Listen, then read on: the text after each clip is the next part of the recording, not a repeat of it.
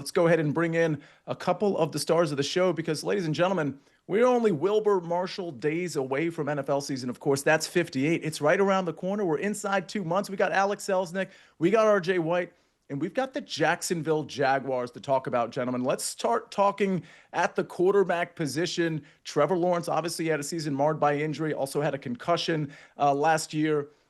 RJ, I'm going to start with you. With him coming off the shortened season, we know there have been changes at the top with the Jacksonville Jaguars. How are we feeling about Trevor in year 5 in Jacksonville? Yeah, we're going to have to see how he adapts to Liam Cohen's offense. He has played in a lot of offenses, in his tenure. And it's really going to come down to whether he cuts down the interception rate or not. He's been pretty bad at throwing picks in his career, especially when you look at the quarterbacks that have thrown the number of attempts that he has since he was drafted. Now, Baker Mayfield made it work last year with Liam Cohen, but he completed over 70% of his passes. And Lawrence hasn't proven that he can do that just yet. So it's a new system. It's a reworked offensive line. He has a tough early schedule. I think there's going to be growing pains out the gate, but we'll be looking for progress around midseason to see how he's doing. All right, PropStarz, talk to me about Trevor and whether you think this is a team that actually has a playoff shot here. I mean, it's going to ultimately hinge on Trevor, Sia. So, yeah, I agree with RJ regarding they go as Trevor goes. But I'd say first and foremost, he needs to stay healthy. He's dealt with a variety of injuries throughout his career. He's really been plagued by various injuries. So it was clearly important to Jacksonville for him to get healthy first and foremost. And that also has to do with the offensive line. He needs to remain upright. And this is also his third offensive scheme in 5 years. So having some continuity will really benefit him as well. So I think it might be a bit of a work in progress, but I do think down the stretch we'll have a good idea of where he's at. PropStarz, we know he lost some targets. We know he lost some receivers, but certainly gained some as well in free agency and in the draft. When we talk about Trevor, you mentioned his injuries. Talk to me about this market comeback player of the year, because Trevor Lawrence is kind of with a short number here at plus 500. Any thoughts on that number for Trevor?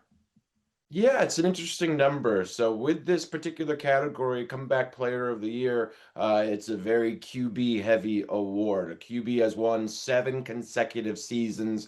I think 88% of the overall winners have also been quarterbacks. I think in 2024, they kind of redefined the criteria of the award to emphasize players coming back from an injury or other circumstances that led to the player missing time, less so to do with the player performing poorly in the previous years. So certainly I think he fits the mold. That being said, Dak Prescott, who I know RJ likes, also fits the criteria, and I do think he's the favorite for the award. But after Dak, I think Trevor Lawrence has as good a shot as anyone, all things considered. He only appeared in 10 games, had dealt with numerous injuries. So yeah, I think he's a decent value at plus 500, albeit I would have hoped it got a better number earlier. But yeah, I think there's a little bit of value there. RJ, Alex teased it, but it sounds like we're off Trevor in this market and we might be on Dak Prescott. Yeah, I love Dak Prescott here, even as the favorite. You can probably find him around plus 350. I think that's a much better value, even though it is shorter odds than Trevor Lawrence at plus 500, considering the firepower he has and what we've seen from Dak Prescott in his career as being like a potential MVP candidate, which we have not seen from Trevor. One thing helping Lawrence is the schedule gets easy down the stretch with one game versus a playoff team in the last 7. So if he's able to put together several big games as the Jaguars are surging to a division title, the narrative will be there for voters to vote for him.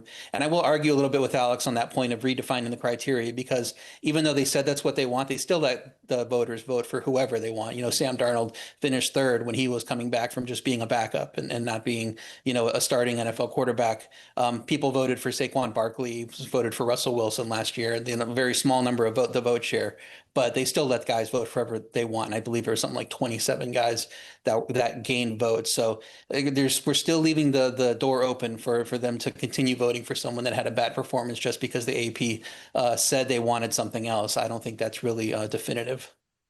It's a weird award. I mean, we just saw on that graphic, courtesy of BetMGM, JJ McCarthy's plus 900. Like you're coming back from what exactly? What NFL experience are you coming back from? He hasn't played a game in the league. So this market, a little touchy, but I do agree with you both. Dak Prescott would be the guy for me. I think plus 350 is decent. Okay, well, the Jags weren't decent last year. RJ, I'm going to start with you here. Their win total 7.5. The over juiced to minus 120. The under even money. Your thoughts? Yeah, I'm leaning to the under at even money here because the non-division schedule is very tough. You have to face the AFC West and NFC West, a lot of good teams in those divisions. I'm also being cautious with this inexperienced coaching staff. First-time head coach Liam Cohen, everybody knows, but also first-time offensive coordinator and first-time defensive coordinator with no notable senior assistants with that level of experience that they can lean on. So I think it's going to take time to figure out game management. It's going to take time to figure out that new offensive line.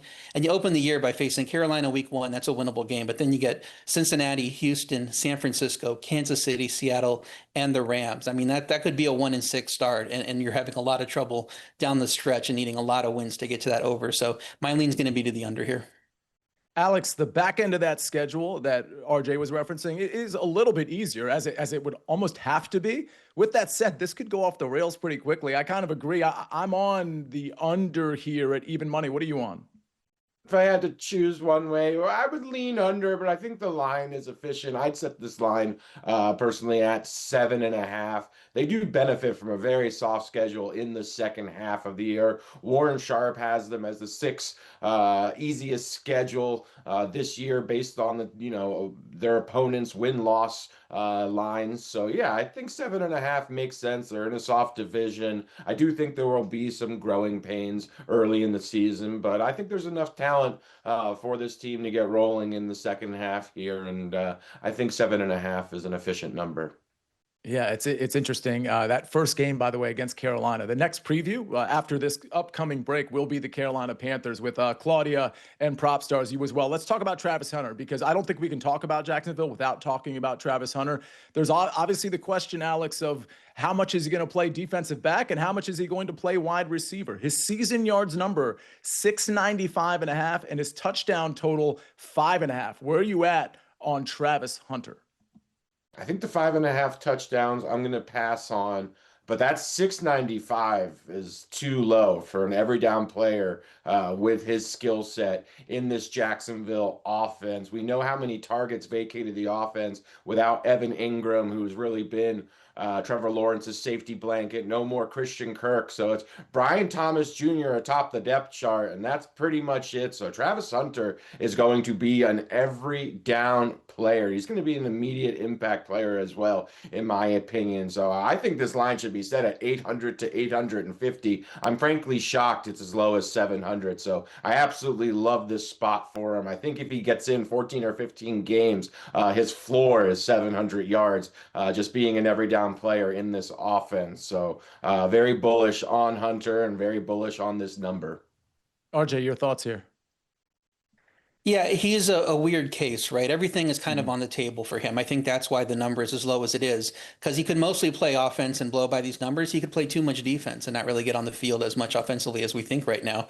Or he could try to do too much of both and have a workload injury, and now he's only playing 11, 12 games and trying to get by this number. So if I'm on anything in his props, it's going to probably be on the under on touchdowns. I referenced it a little bit earlier. Trevor Lawrence has the lowest touchdown percentage since 2021 by a mile with anybody that's thrown for 1,600 passes, which I believe the sample size there is around 20 quarterbacks. So he just has not thrown a ton of touchdowns in his career. I don't think his upside for throwing touchdowns is great. So Travis Hunter is probably gonna have a lot of work to do to get to 6 touchdowns. So I want to go to our favorite player prop, but PropStarz, you already told us yours, because I believe it is Travis Hunter over 695.5 receiving yards. And RJ, you just alluded to yours, so touch on what you like. It sounds like we're under on Trevor Lawrence's touchdown passes. Yeah, I like him going under 22.5 passing touchdowns, which is in the market. Tougher matchups are earlier in the season, and we know he's dealt with injury. And any missed time late is a missed chance to throw touchdowns against easier defenses. Baker did have 41 under Cohen last year. Offensive line was better. Weapons were deeper. I think 25 is Trevor's realistic ceiling if he stays healthy. So that's not a lot of room above an over-under of 22.5. Aside from that prop, I'm good backing the under 7.5 wins, but I like playing Trevor Lawrence under 22.5 pass touchdowns, considering his low touchdown percentage and his knack for injuries. Yeah, absolutely agree with that. I'm on Trevor unders in general, in spite of the Liam Cohen change at the top.